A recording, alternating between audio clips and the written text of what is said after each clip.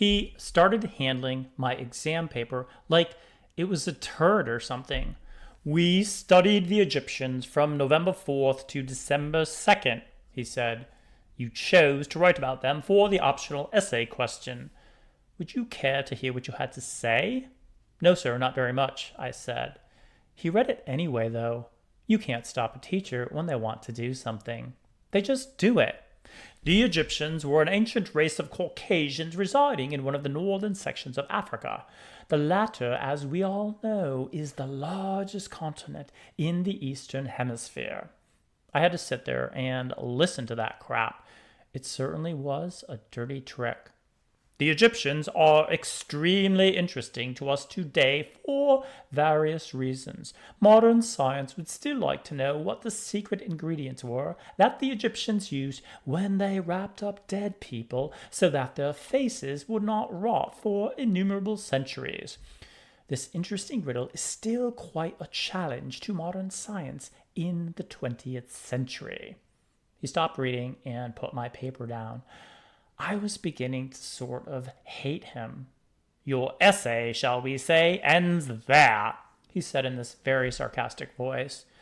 You wouldn't think such an old guy would be so sarcastic and all. "However, you dropped me a little note at the bottom of the page," he said. "I know I did," I said. I said it very fast because I wanted to stop him before he started reading that out loud. But you couldn't stop him. He was hot as a firecracker. "Dear Mr. Spencer," he read out loud, "that is all I know about the Egyptians. I can't seem to get very interested in them, although your lectures are very interesting.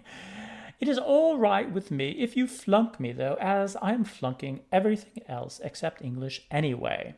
Respectfully yours, Holden Caulfield." He put my goddamn paper down then and looked at me like he'd just beaten hell out of me in ping pong or something. I don't think I'll ever forgive him for reading me that crap out loud. I wouldn't have read it out loud to him if he'd written it. I really wouldn't.